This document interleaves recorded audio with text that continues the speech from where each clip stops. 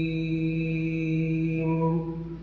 قل يا عبادي الذين أسرفوا على أنفسهم لا تقنطوا من رحمة الله إن الله يغفر الذنوب جميعا إنه هو الغفور الرحيم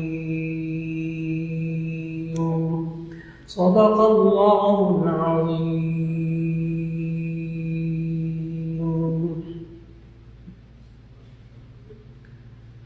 اللہ رب العزت نے انسان کو زندگی میں جو بھی انسان عمل کرتا ہے اس کا بدلہ دینے کے لیے اللہ نے ایک نظام قائم فرمایا ہے، اور اچھے اعمال کا بدلہ دینے کے لیے اللہ نے کچھ اور معیار قائم فرمایا ہے، اور برے اعمال کا بدلہ دینے کے لیے اللہ نے ایک بالکل مختلف معیار قائم فرمایا ہے۔ اچھا عمل کیا، برا عمل کیا، بہت آسان سی بات، بہت واضح بات۔ جو عمل ہمارا اللہ اور اس کے رسول صلی اللہ علیہ وسلم کے حکم کے مطابق ہو وہ اچھا کام ہے اور نیک کام ہے، اور جو کام اللہ اور اس کے رسول صلی اللہ علیہ وسلم کے حکم کے خلاف ہو وہ برا کام ہے، وہ گناہ کا کام ہے۔ اور اللہ نے نیک کام کا بدلہ دینے کا اور معیار قائم فرمایا ہے، اور گناہ کا بدلہ دینے کا اللہ نے بالکل مختلف معیار قائم فرمایا ہے۔ یہ انسان صرف نیک کام کی نیت کر لے اس کو نیک کام کرنے کا ثواب مل جاتا ہے، صرف نیت۔ ابھی وہ کام اس نے نہ کیا ہو یا نہ کرے اس کو اس کا ثواب مل جاتا ہے۔ جب لوگ یہ والا جملہ سنتے ہیں تو بس اوقات کہتے ہیں اچھا پھر نیت ہی کافی ہے، کرے نا۔ بعض لوگ کہتے ہیں نیت کر لیں بس ثواب مل جائے گا، تو لوگ پھر الجھتے ہیں، لوگ کہتے ہیں کہ اچھا پھر نیت سے کام چلا لیں ثواب تو مل جائے گا، آپ نے خود تو کہا۔ اس کا جواب ہے بالکل، ایک ہے نیت کا ثواب اور ایک ہے اس عمل کو کرنے کا ثواب، وہ الگ ہے۔ صرف نیت کا ثواب کیا ہے کہ اس عمل کا اتنا ثواب اس کو مل جاتا ہے۔ نماز پڑھنے کی صرف نیت کر لے ثواب مل جائے گا، اللہ کی راہ میں خرچ کرنے کی صرف نیت کر لے آپ کو خرچ کرنے کا ثواب مل جائے گا۔ نیت دل کا ارادہ۔ اور نبی کریم صلی اللہ علیہ وسلم نے تو یہاں تک بعض صحابہ کرام رضوان اللہ علیہ مجمعین نے عرض کر دیا، جامع ترمذی کی حدیث میں ہے کہ یا رسول اللہ صلی اللہ علیہ وسلم ذهب اہل الدثور بالاجور، کہ یہ مالدار لوگ سارا اجر و ثواب لے گئے، مالدار لوگ سارا اجر و ثواب لے گئے۔ نمازیں ہم بھی پڑھتے ہیں، یہ بھی پڑھتے ہیں، روزے ہم بھی رکھتے ہیں، یہ بھی رکھتے ہیں، لیکن ہمارے پاس مال نہیں ہے، تو مال کے ذریعے جو عبادات ہوتی ہیں وہ یہ لے گئے، زکوٰۃ یہ دیتے ہیں، صدقہ خیرات یہ کرتے ہیں، عمرہ یہ کرتے ہیں، حج یہ کرتے ہیں، قربانی یہ کرتے ہیں، صدقہ فطر یہ دیتے ہیں، تو سارا ثواب تو یہ ذهب اهل الدثور بالاجور، سارے مالدار لوگ تو سارا ثواب لے گئے، ہمارے پاس تو پیسے نہیں۔ ساتھ ہی صحابہ نے پتہ کیا کہا، یا رسول اللہ صلی اللہ علیہ وسلم اگر ہمارے پاس بھی مال ہوتا نا تو ہم یہ سارے کام کرتے۔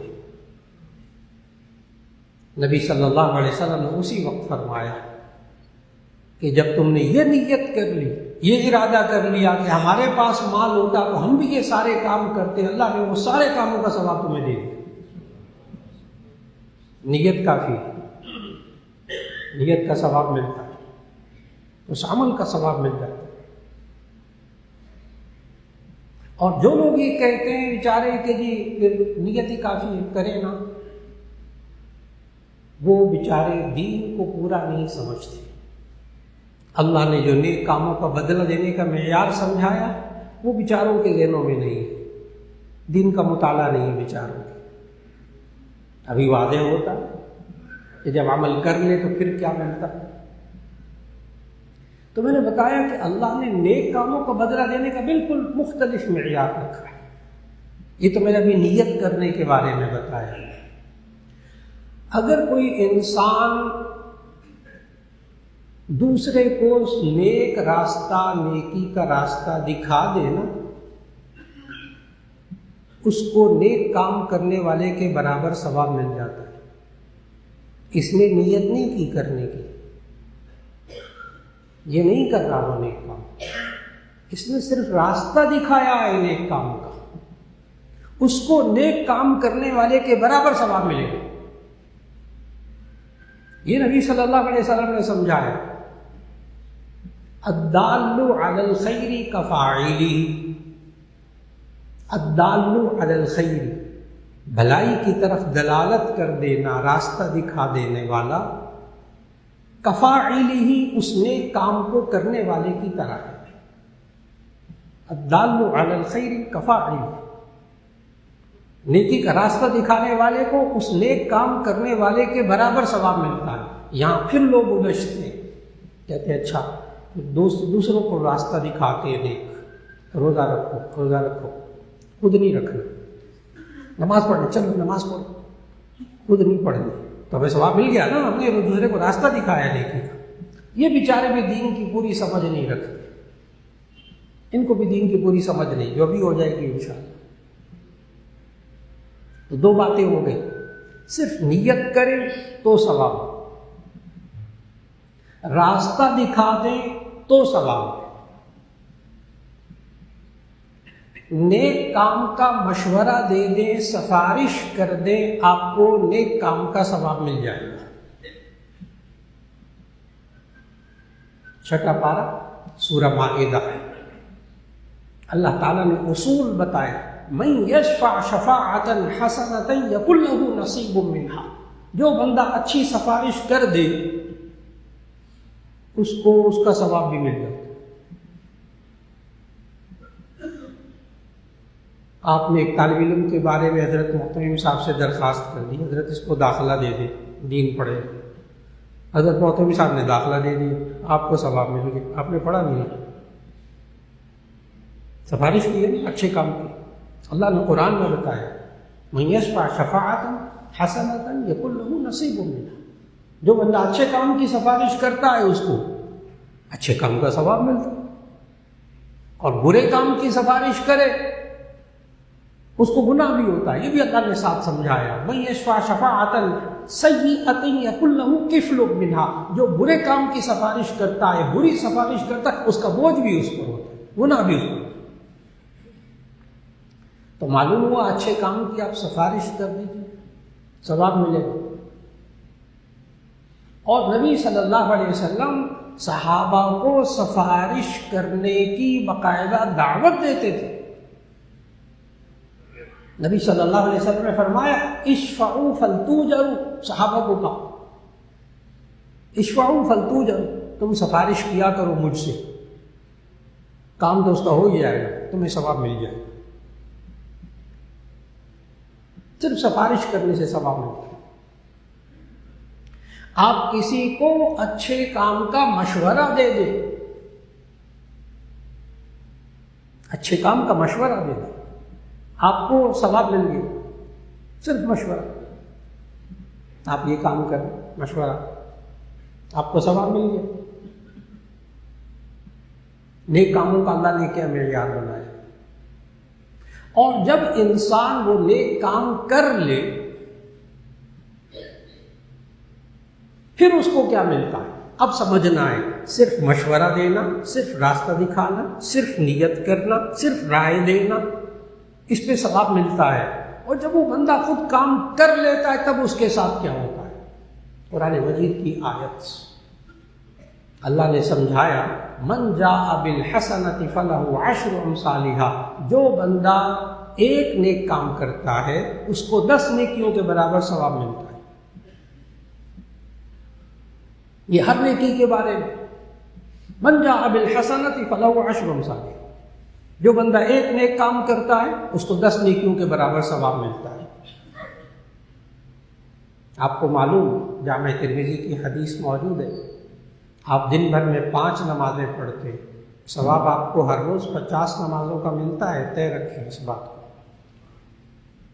نمازیں آپ 5 پڑھتے، ثواب آپ کو 50 کا ملتا ہے۔ نمازیں حقیقت میں فرض بھی 50 ہوئی تھی، وہ تو کم ہوتے ہوتے 5 ہو گئی، ورنہ 50 نمازیں فرض ہوئی تھی معراج کے موقع پر۔ وہ تو حضرت موسیٰ علیہ السلام نے بار بار سفارش کی تھی، رائے دی تھی، مشورہ دیا تھا، کم کروا لیں، ہمت نہیں پڑے گی، 50 نمازیں کرتے کرتے 5 رہ گئی تھی۔ تو جو بندہ نیک کام کر لیتا ہے من جاء بالحسنۃ فلہ عشر امثالھا، اس کو 10 نیکیوں کے برابر ثواب ملتا ہے۔ اور پھر اگر وہ رمضان میں نیکی کی جائے پھر اس کا اور ثواب مختلف ہو جاتا ہے۔ رمضان میں فرض کام کیا جائے تو نبی صلی اللہ علیہ وسلم نے فرمایا من ادا فریضۃ فیہ کان کمن ادا 70 فریضۃ فیما سواہ، جو بندہ رمضان کے اندر کوئی فرض کام کرتا ہے اس کو 70 فرضوں کے برابر ثواب ملتا ہے۔ اور پھر فرمایا کہ جو کوئی رمضان کے اندر نیک کام، نفلی کام نیک کرتا ہے کان کمن ادا فریضۃ فیما سواہ، تو اس کو اور دنوں میں فرض کام کرنے کے برابر ثواب ملتا ہے۔ آج کل آپ نفل بھی پڑھتے ہیں تو آپ کو فرض کے برابر ثواب ملتا ہے، آپ فرض ادا کرتے آپ کو 70 فرضوں کے برابر ثواب ملتا ہے۔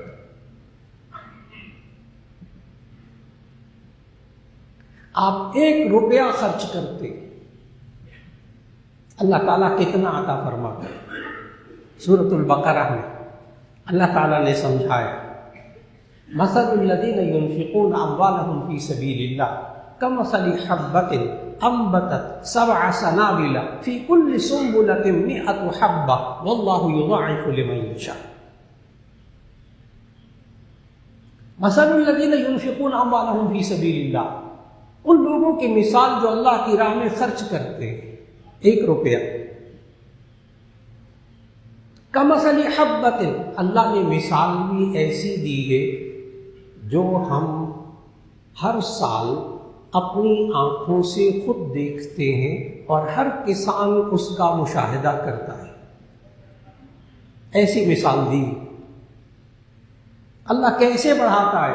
کمثل حبۃ، جیسے کہ 1 دانہ گندم کا آپ بیچتے ہیں، کمثل حبۃ انبتت 7 سنابل، اس ایک پودے کے اندر، ایک دانے سے ایک پودا اگا، اس کے اندر 7 بالیاں لگتی ہیں، 7 گندم کے سٹے لگتے ہیں ایک کے اندر، 7 سنابل فی کل سنبلۃ 100 حبۃ، ہر بالی کے اندر 100 دانے ہوتے، ہر بالی کے اندر 100 حبۃ 100 دانے ہوتے۔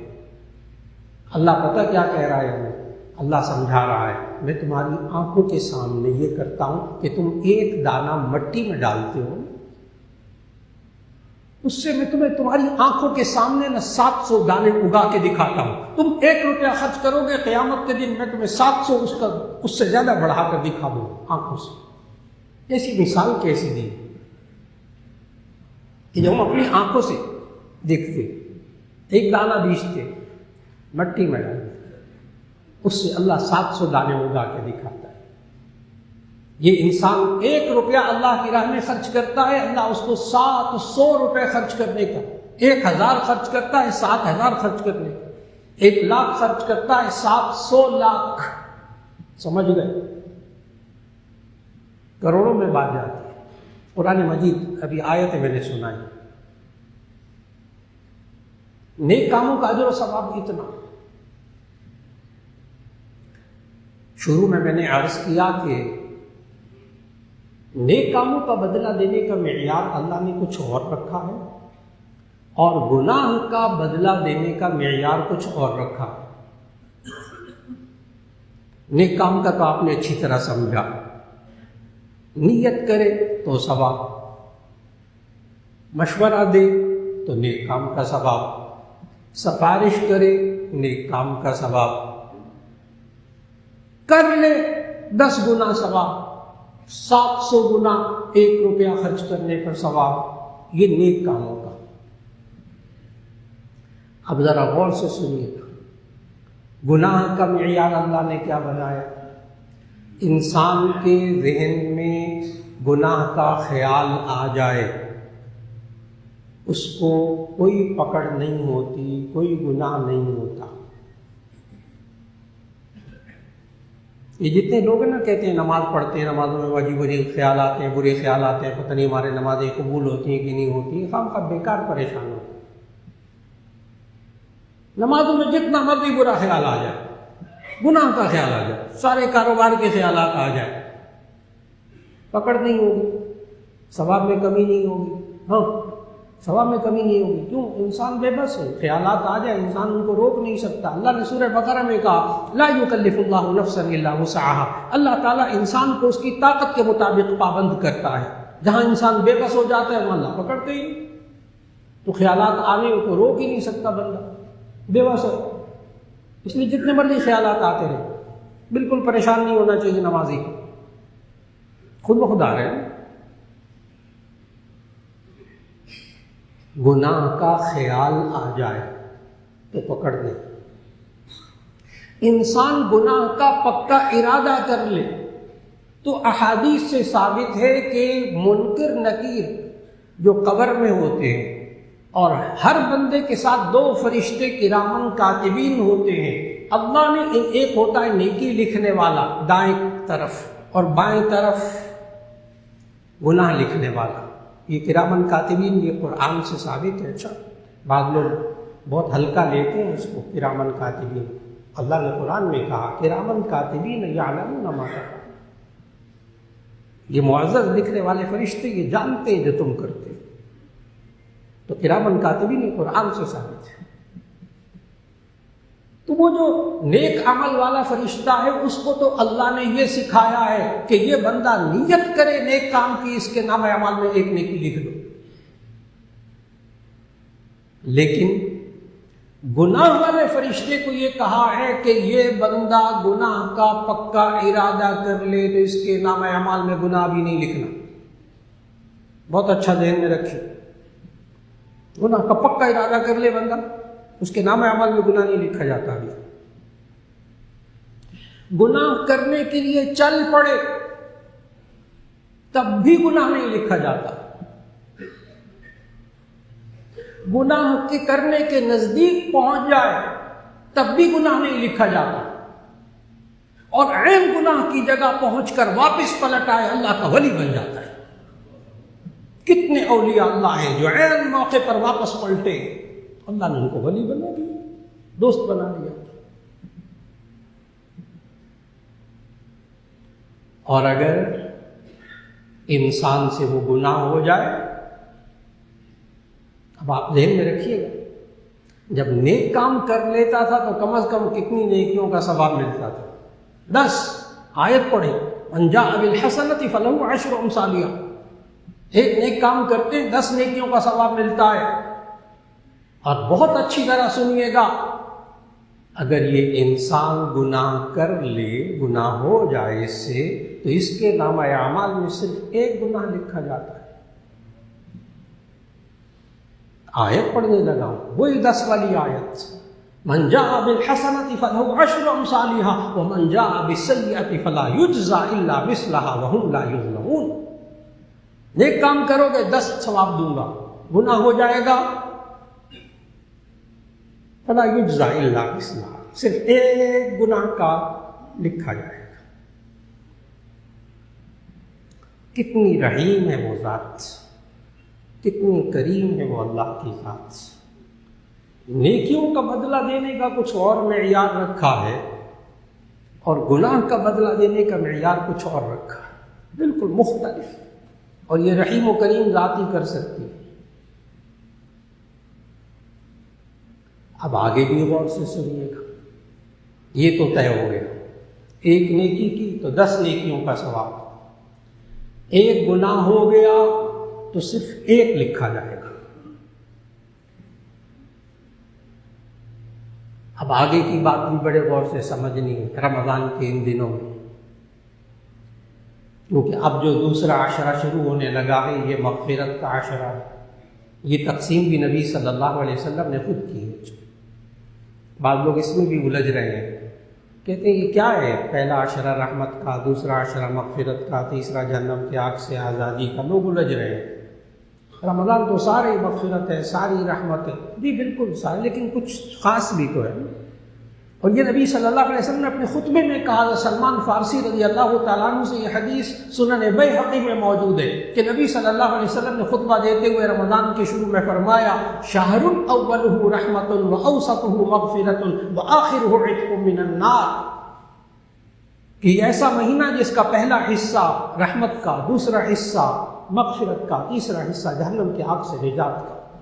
تو یہ حدیث سے ثابت ہے۔ آج 9واں روزہ ہے، پرسوں سے یہ عشرہ شروع ہو رہا ہے مغفرت کا۔ اب گناہوں کے بارے میں اللہ کیا کرتا ہے؟ آپ نے بخوبی سمجھا کہ اگر گناہ ہو جائے تو ایک گناہ لکھا جاتا ہے،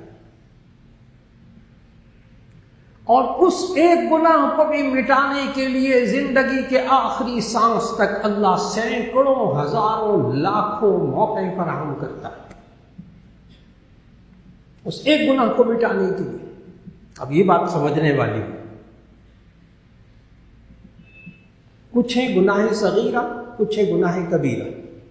گناہ شروع میں نے واضح کر دیا، گناہ کہتے ہیں اللہ اور اس کے رسول صلی اللہ علیہ وسلم کی نافرمانی، وہ ہے گناہ۔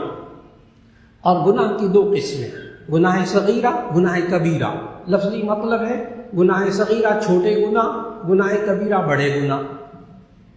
اس پر بھی لوگ الجھتے ہیں، کہتے ہیں مولانا یہ سائز آپ کیوں بتاتے ہیں گناہوں کا، کہ چھوٹا گناہ بڑا گناہ، گناہ ہوتا ہے۔ بہت اچھا، یہ تقسیم علماء کی بنائی ہوئی نہیں ہے، یہ اللہ نے قرآن میں بیان کی۔ مہربانی کریں، ذہنوں کو صاف کریں، اپنی ذہنی سوچوں کو قرآن و سنت کے تابع کریں۔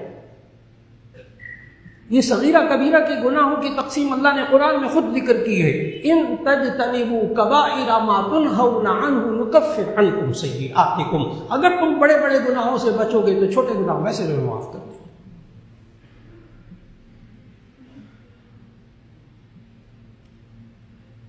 تو گناہ کبیرہ، گناہ صغیرہ، یہ تقسیم اللہ کی ہے قرآن میں۔ اب یہ بڑے گناہ کیا ہوتے ہیں، چھوٹے گناہ کیا ہوتے ہیں؟ گناہ کبیرہ وہ گناہ جو توبہ کے بغیر معاف نہیں ہوتا۔ یہ گناہ کبیرہ کی ڈیفینیشن، تعریف، گناہ کبیرہ کیا ہوتا ہے؟ یہ توبہ کے بغیر معاف نہیں ہوتا۔ گناہ صغیرہ جو توبہ کے بغیر معاف ہو جاتا ہے۔ کیسے معاف ہوتا ہے توبہ کے بغیر؟ وہ بھی عرض کرتا ہوں۔ توبہ سے کیسے معاف کرائیں وہ بھی عرض کروں گے انشاءاللہ، وہ بھی سمجھنا ہے مغفرت کے عشرے۔ یہ گناہ کبیرہ وہ گناہ جو توبہ کے بغیر معاف نہیں ہوتا، ان کی نشاندہی اللہ نے قرآن مجید میں کی ہے اور نبی صلی اللہ علیہ وسلم نے احادیث میں کی ہے۔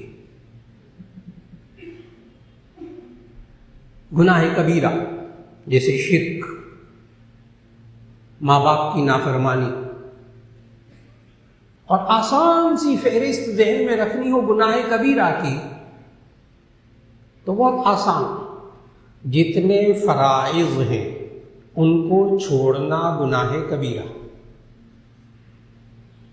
جتنے فرض کام ان کو چھوڑنا گناہ کبیرہ، جتنے واجب کام ہیں ان کو چھوڑنا گناہ کبیرہ، جتنے سنت مؤکدہ کام ہیں وہ سب کے سب چھوڑنا گناہ کبیرہ۔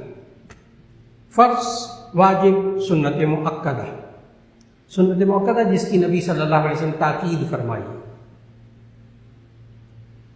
یہ نہیں کرو گے تو یہ وعید ہے، وہ سنت موقدہ ہو جاتی ہے۔ جتنے حرام کام ہیں ان کو کرنا گناہ کبیرہ،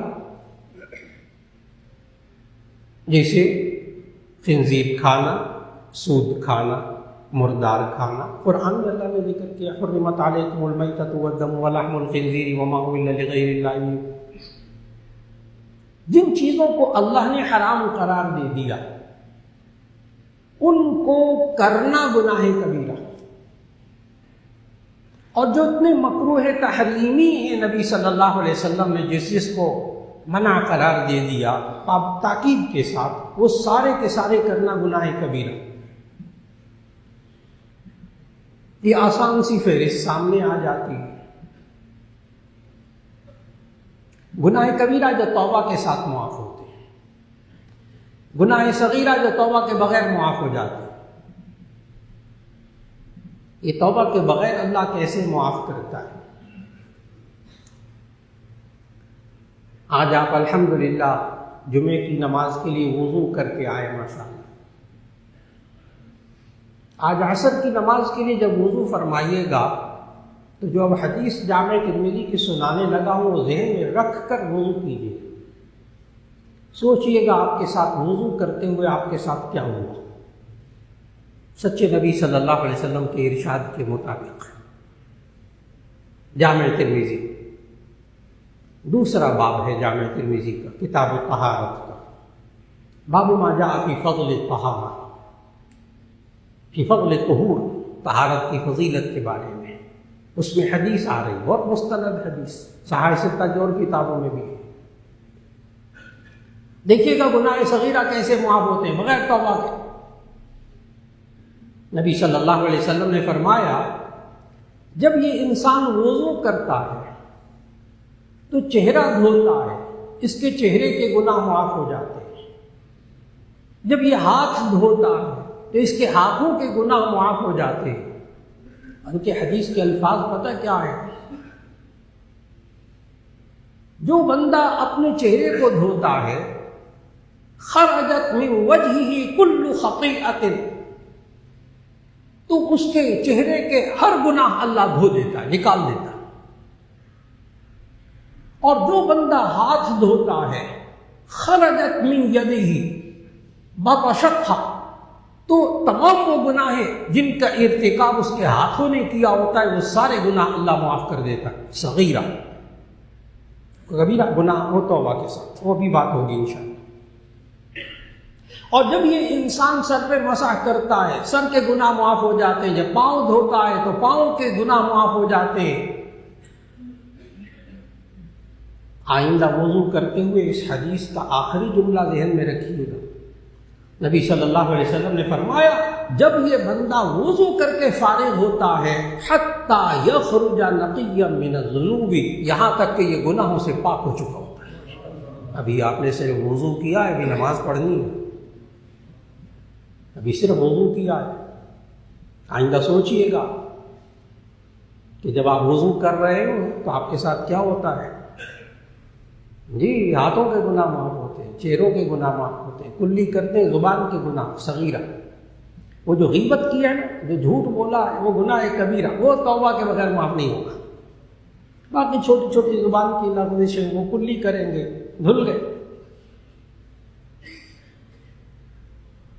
یہ آپ نے صرف وضو کیا ہے تو حتی یخرج نقیا من الذنوب، وہ گناہوں سے بالکل پاک ہو گیا۔ یہاں محدثین ایک بات ذکر کرتے ہیں حدیث کی تشریح کرتے ہوئے، علامہ انور شاہ کاشمیری رحمہ اللہ نے بھی یہاں بڑی تفصیل کے ساتھ اس پر بات کی کہ اگر کسی مومن جو وضو کر رہا ہے اگر اس کے ذمے گناہ کبیرہ ہوں تو گناہ صغیرہ تو دھل گئے سارے وضو کر کے، تو نبی صلی اللہ علیہ وسلم نے یہ جو آخر میں فرمایا ہے کہ جب وضو کر کے فارغ ہو تو حتی یخرج نقیا من الذنوب، یہ سارے گناہوں سے پاک ہو گیا، تو یہ سارے گناہوں سے کیسے پاک ہو گیا؟ ابھی تو گناہ کبیرہ موجود ہے، یہ کیسے پاک ہو گئے سارے گناہوں سے؟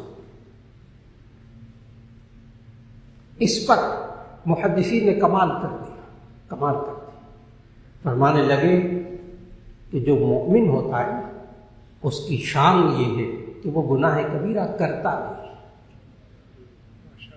مومن کی شان یہ ہے کہ گناہ کبیرہ کرتا نہیں ہے، اور اگر ہو جائے تو فوراً توبہ اور استغفار کرتا ہے. پھر توبہ اور استغفار کرتا ہے تو گناہ سارے کبیرہ بھی ختم ہو چکے ہوتے ہیں. اب جب وضو کرتا ہے تو گناہ صغیرہ کبیرہ سارے معاف ہوتے ہیں، لیکن وضو سے صرف گناہ صغیرہ معاف ہوتے ہیں.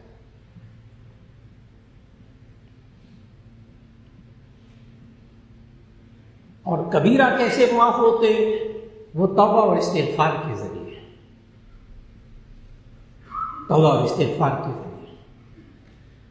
بہت سے لوگ الجھتے مولانا مجھ سے بڑے بڑے گناہ ہو گئے. کیا واقعی توبہ اور استغفار سے سارے گناہ معاف ہو جاتے ہیں؟ کہتے جی سارے گناہ معاف ہوتے ہیں. مولانا میرے سے بڑے بڑے گناہ ہو گئے، بہت بڑے بڑے. کیا بڑے سے بڑے گناہ بھی توبہ سے معاف ہو جاتے ہیں؟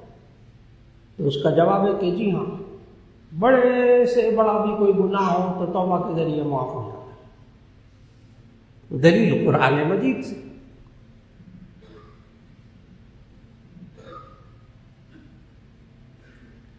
اللہ تعالیٰ نے قرآن مجید میں جو سب سے بڑا گناہ جس چیز کو کہا ہے وہ ہے ان الشرک لظلم عظیم، کہ شرک سب سے بڑا ظلم ہے.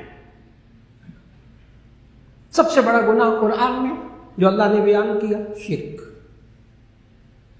اللہ کی ذات میں یا اللہ کی صفات میں کسی کو شریک کرنا. اور اللہ نے اس شرک کے بارے میں کہا ان اللہ لا یغفر ان یشرک بہ ویغفر ما دون ذلک لمن یشاء، کہ اللہ تعالیٰ مشرک کو نہیں بخشے گا، باقی ہر ایک کو بخش دے گا. ان اللہ لا یغفر ان یشرک بہ ویغفر ما دون ذلک لمن یشاء. یہ اللہ نے کسی اور گناہ کے بارے میں نہیں کہا. اللہ مشرک کو نہیں بخشے گا، باقی ہر ایک کو بخش دے گا.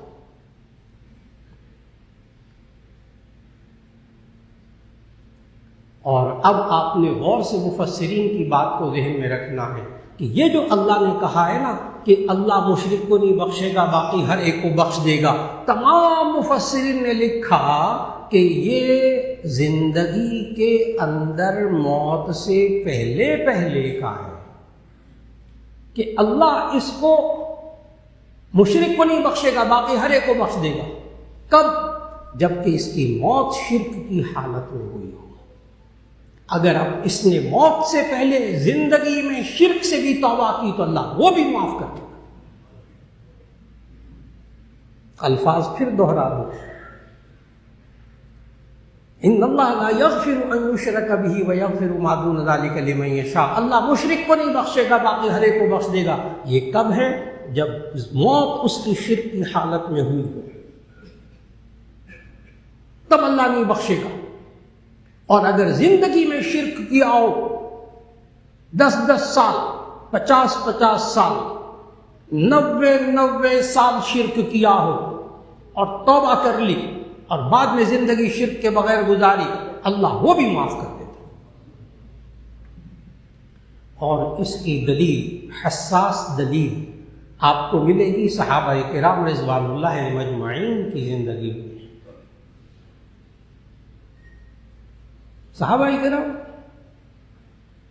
کتنے صحابہ ہیں جو مشرکین مکہ میں سے تھے؟ نبی صلی اللہ علیہ وسلم کے تشریف لانے سے پہلے شرک میں مبتلا تھے. کتنے سارے لوگ شرک سے توبہ کر لی، اللہ نے معاف کر دیا. رضی اللہ عنہ ورضوا عنہ.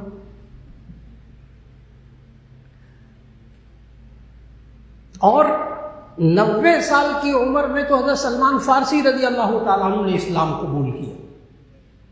پہلے وہ عیسائی تھے، تورات زبور انجیل کے بڑے ماہر تھے حضرت سلمان فارسی رضی اللہ تعالیٰ.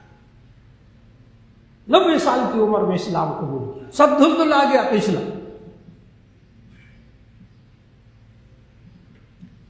شرک سے بڑا گناہ تو کوئی نہیں. اللہ تعالیٰ جب اس کو معاف کر دیتا ہے تو باقی گناہوں کو بھی توبہ اور استغفار سے اللہ معاف کر دیتا ہے. اور یہ مشرک پھر ہمیشہ ہمیشہ کے لیے جہنم میں رہے گا۔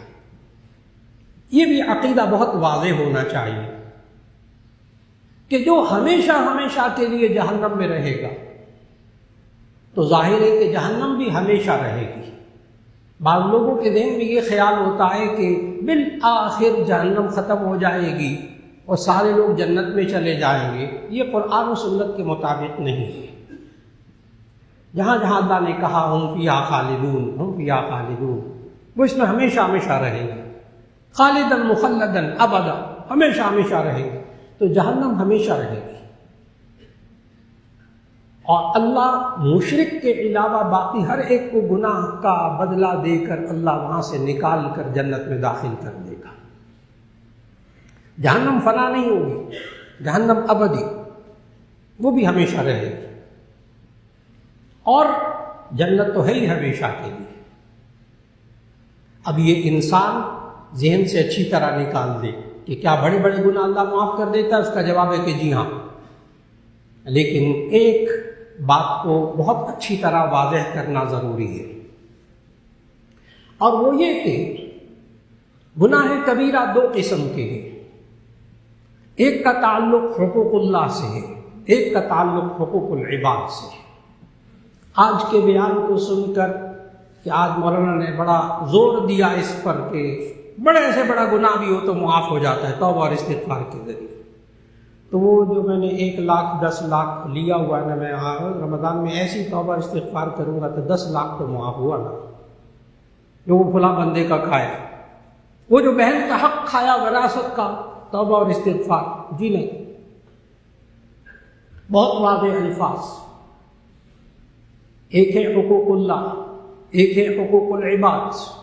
جو بندوں کے حق ہیں، جو حقوق العباد ہیں، اس کو اپنے ذمے سے زندگی میں اتارنے کے صرف 2 طریقے ہیں، تیسرا طریقہ زندگی میں نہیں ہے۔ قرآن و سنت سے بیان کر رہا ہوں۔ حقوق العباد کے بارے میں صرف 2 راستے ہیں، یا اس بندے کا حق ادا کر دیں یا اس بندے سے معافی مانگ لیں، خلاص۔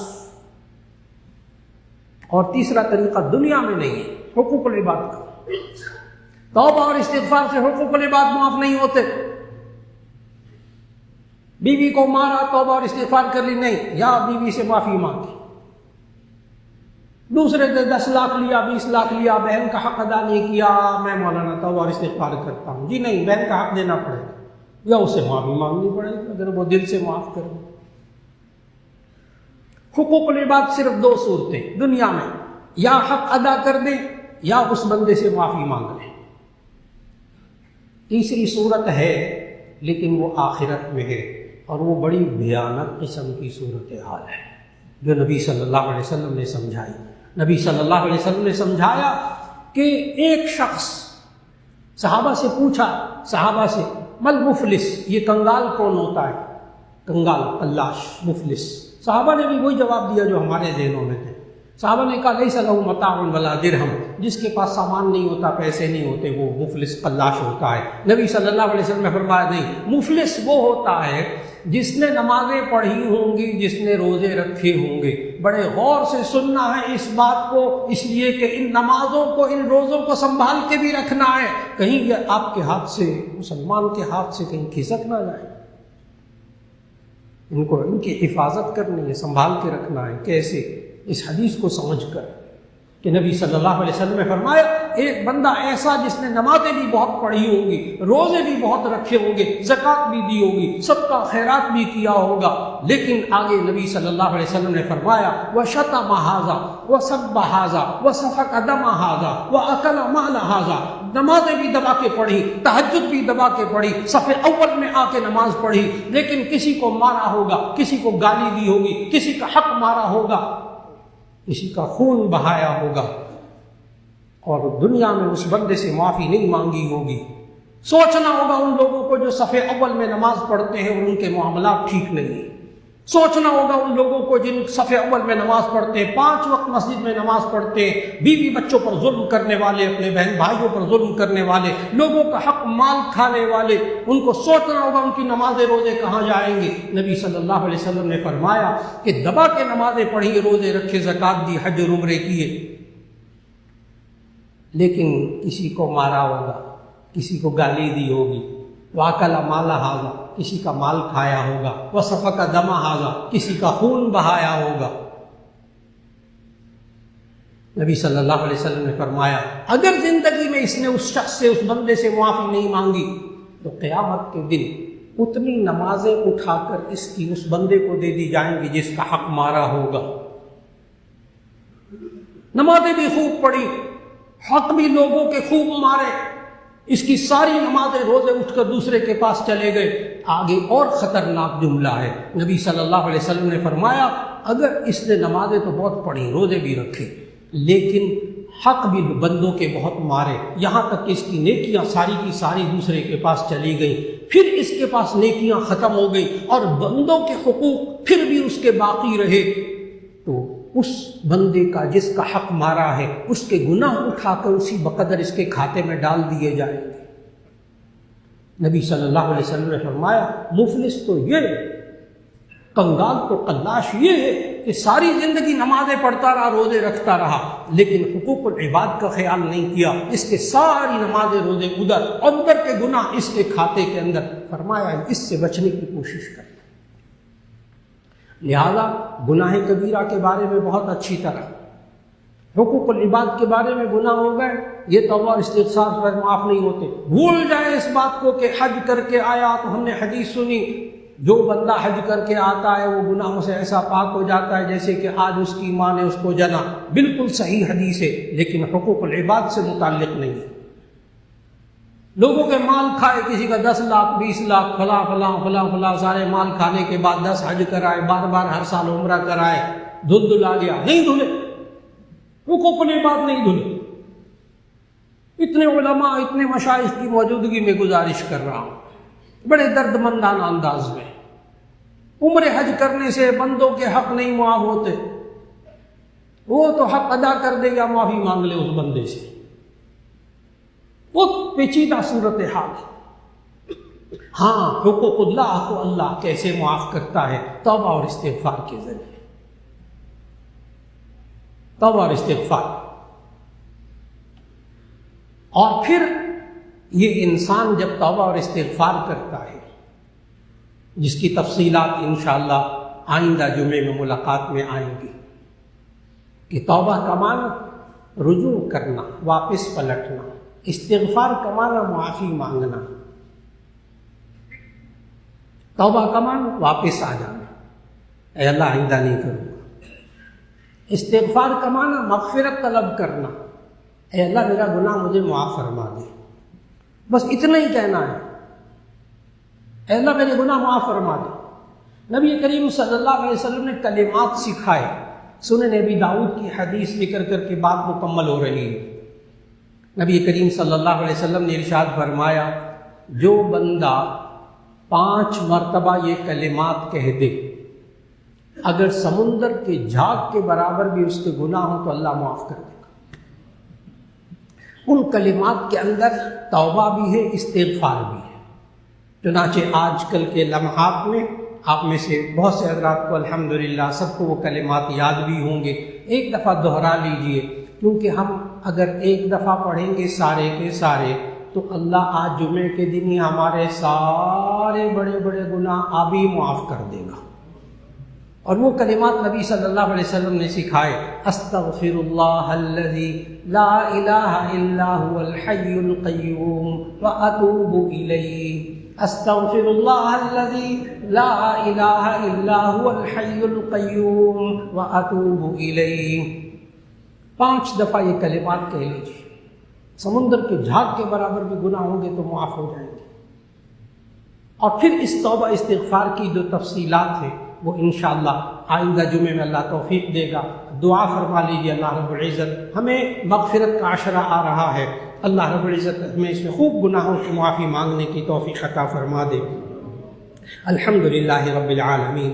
اللهم صل على سيدنا ومولانا محمد وعلى آل سيدنا ومولانا محمد وبارك وسلم.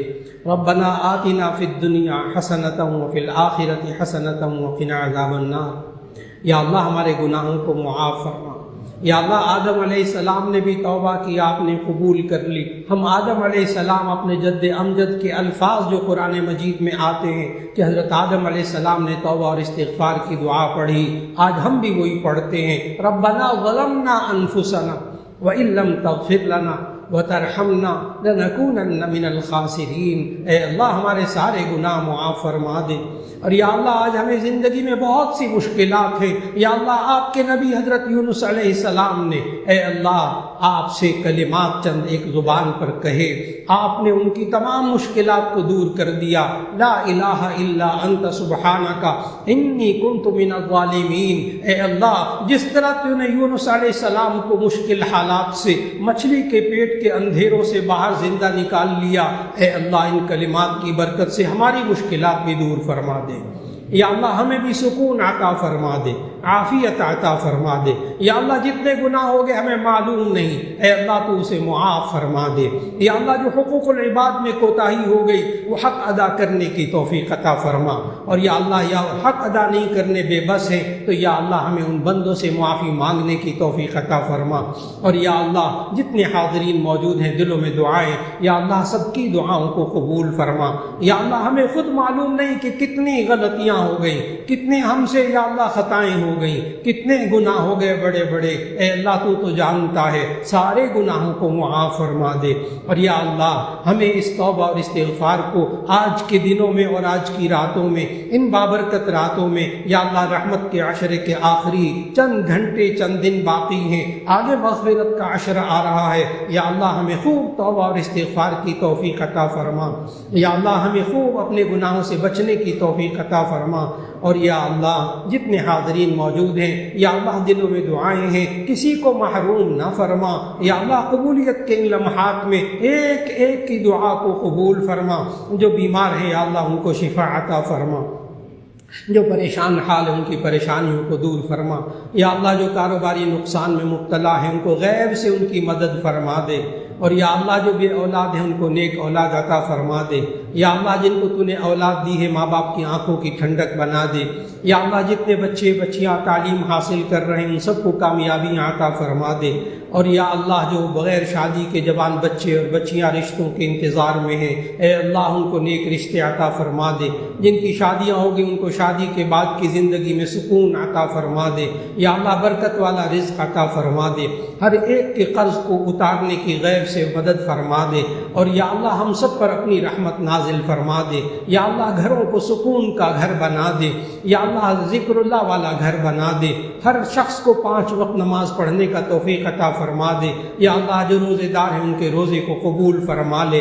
یا اللہ ایک ایک ہمارا عزیز و اقربا میں سے جو اس دنیا سے رخصت ہو گیا یا اللہ سب کی مغفرت فرما دے، سب کو جنت الفردوس عطا فرما دے. یا اللہ پوری مسلمان میں امت مسلمہ کی حفاظت فرما لے، پوری انسانیت کو ہدایت عطا فرما دے. جہاں کہیں مسلمان ظلم کی چکی میں پس رہے ہیں یا اللہ غیب سے ان کی مدد فرما دے. یا اللہ تمام اسلامی ممالک کو، تمام مسلمانوں کو متفق اور متحد ہونے کی توفیق عطا فرما دے. مسلمان ملکوں کو آپس میں لڑنے سے یا اللہ بچا لے. یا اللہ تو نے خود قرآن میں کہا تم آپس میں مت جھگڑو تم کمزور ہو جاؤ گے. اے اللہ آج امت مسلمہ آپس کی لڑائیوں کی وجہ سے کمزور ہو گئی، دشمن غلبہ حاصل کرنے کی کوشش کرنے لگا. یا اللہ ہماری افواج پاکستان یا اللہ اس غلبے کو اور یا اللہ اس فتنے کو ختم کرنے کی کوشش کر رہی ہیں. یا اللہ اس ملک میں امن و سکون عطا فرما دے. افواج پاکستان کو ایمانی قوت عطا فرما دے، ہمت عطا فرما دے، کامیابیاں عطا فرما دے. اور یا اللہ اس ملک کو امن و سکون کا گہوارہ بنا دے. اس ملک میں اسلامی نظام کی برکتیں عطا فرما دے. ہم سب کو قرآن و سنت کے مطابق زندگی گزارنے والا بنا دے. حقوق اللہ حقوق العباد کو ادا کرنے والا بنا دے. یا اللہ ایک بار پھر دعا کرتے ہیں، یا اللہ سب کے دعائیں دلوں میں ہیں، ایک ایک کی دعا کو قبول فرما لے. ربنا تقبل منا انك انت السميع العليم وتب علينا انك انت أنت التواب الرحيم. وصلى الله تعالى على خير خلقه محمد وآله وأصحابه أجمعين برحمتك يا أرحم الراحمين.